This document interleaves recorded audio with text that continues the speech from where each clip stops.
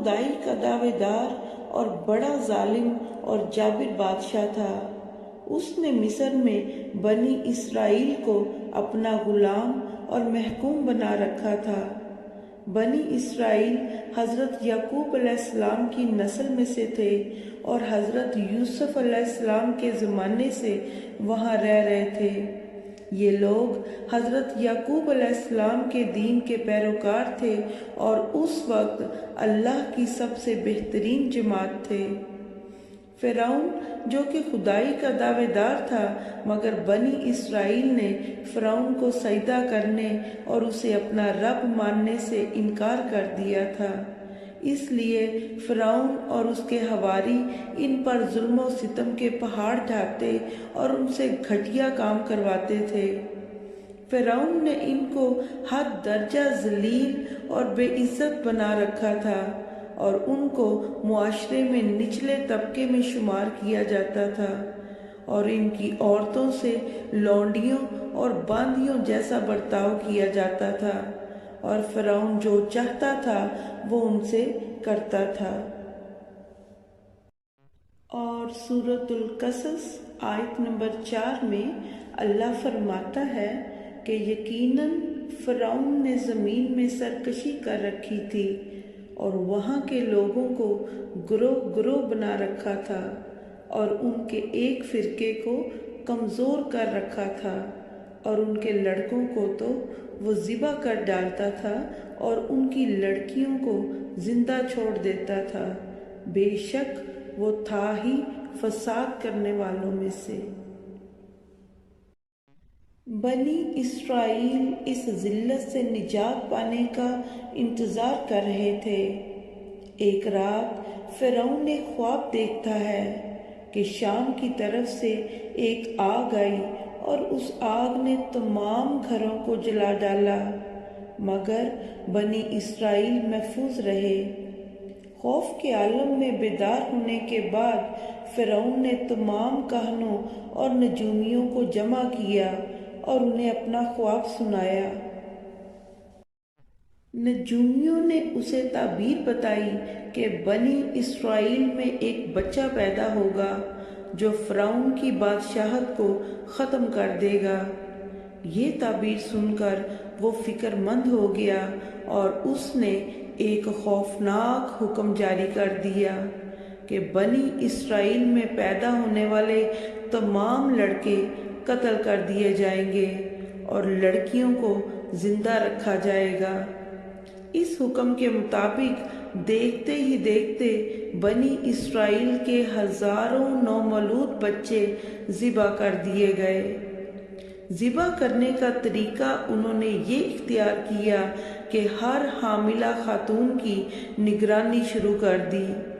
دایا عورتوں کے ذمے یہ ڈیوٹی لگائی گئی کہ وہ حاملہ عورتوں کی اطلاع دیں گی، اور جو دایا اطلاع نہ دیتی اس کو بھی قتل کر دیا جاتا۔ پھر ایک وقت وہ آیا کہ جب مصر کے سرداروں نے فرعون سے کہا کہ اگر بنی اسرائیل کے بچے اسی طرح قتل ہوتے رہے تو ہمیں آئندہ خدمت گار ملنا مشکل ہو جائیں گے، اور پھر ہمارے کمتر، گھٹیا اور غلیظ کام کون کرے گا۔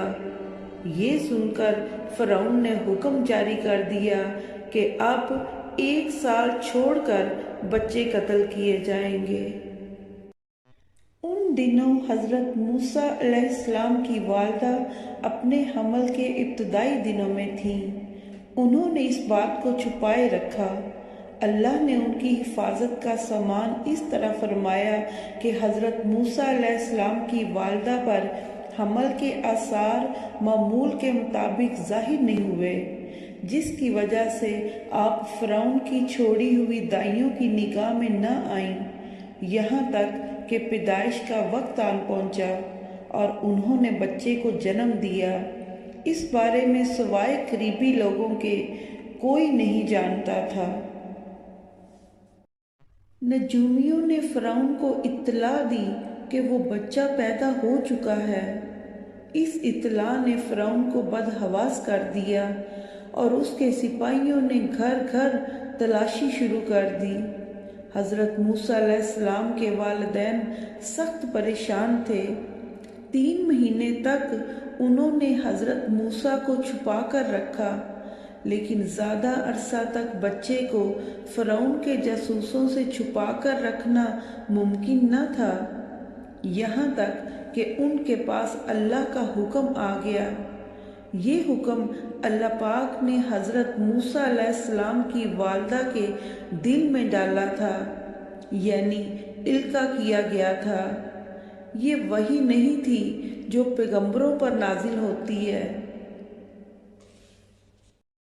قرآن پاک میں سورۃ القصص آیت نمبر 7 میں ارشاد ہوا، اور ہم نے موسیٰ کی ماں کو وحی کی کہ اسے دودھ پلاتی رہ، اور جب تمہیں اس کے لیے کوئی خوف محسوس ہو تو اسے دریا میں بہا دینا، اور کوئی ڈر، خوف یا رنج نہ کرنا، ہم یقیناً اسے تیری طرف لوٹانے والے ہیں اور اسے اپنے پیغمبروں میں بنانے والے ہیں۔ موسیٰ علیہ السلام کی والدہ نے اللہ کے حکم کے مطابق بچے کو صندوق میں رکھا اور دریا میں بہا دیا، اور ساتھ ہی موسیٰ علیہ السلام کی بہن سے کہا کہ تو بھی اس کے پیچھے پیچھے چلتی جا۔ چنانچہ وہ دریائے نیل کی موجوں میں چلے اور ان کی بہن کنارے کنارے چلی اور اپنے بھائی کی نگرانی کرتی چلی جا رہی تھی کہ دریا میں ڈالنے کے بعد وہ کہاں جاتے ہیں۔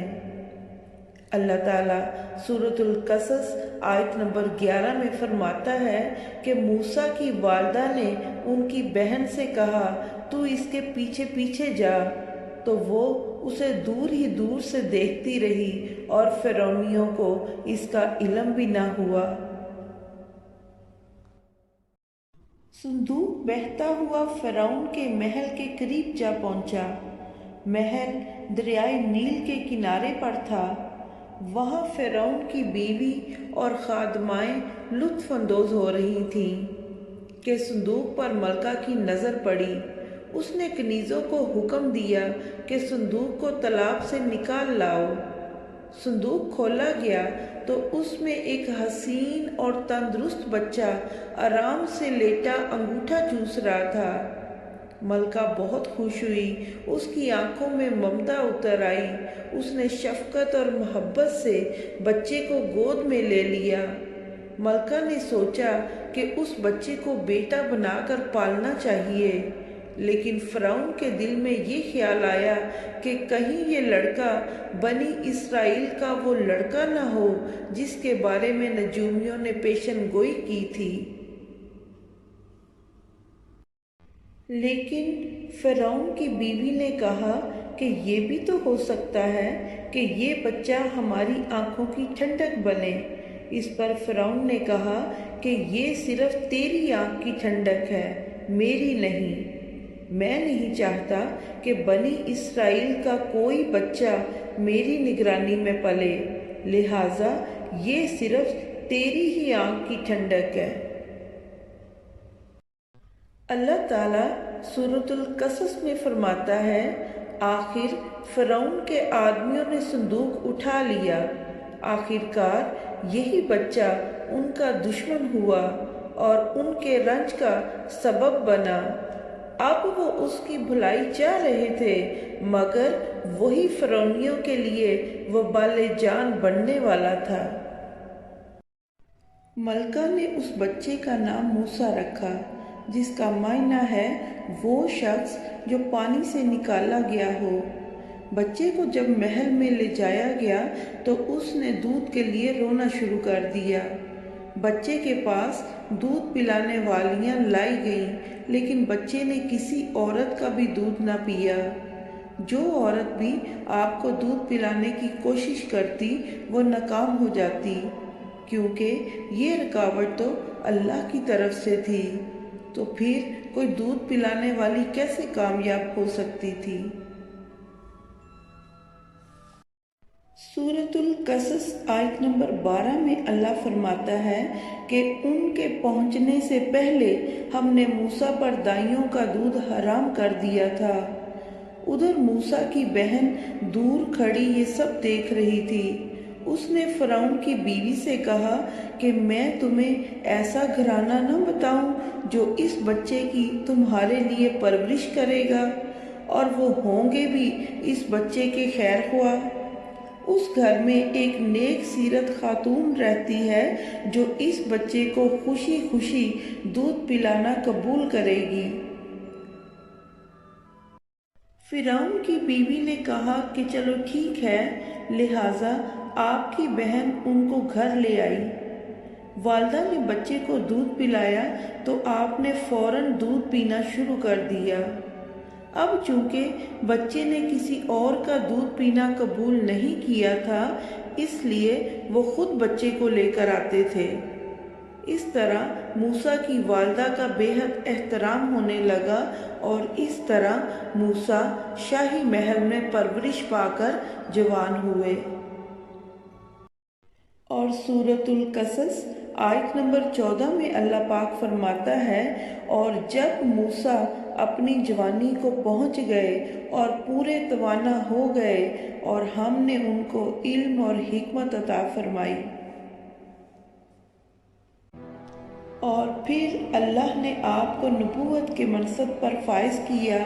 आपने बनी इसराइल को फ़िरौन से आज़ादी दिलाई और हज़रत मूसा अलैहिस्सलाम बनी इसराइल को लेकर मिस्र से निकल गए। और जब हज़रत मूसा अलैहिस्सलाम बनी इसराइल को लेकर बहरे अहमर के करीब पहुँचे तो अल्लाह ने उनके लिए दरिया के बीच से रास्ता खोल दिया। ये वही मौका था जब फ़िरौन का वो ख्वाब पूरा होने वाला था और उसकी बादशाहत और लश्कर तबाह व बर्बाद होने वाले थे। बनी इसराइल तो समुंदर के पार चले गए, मगर जब फ़िरौन अपने लश्कर समेत उनके पीछे आया तो समुंदर का ये रास्ता बंद हो गया और वो अपने लश्कर समेत उस समुंदर में गर्क हो गया।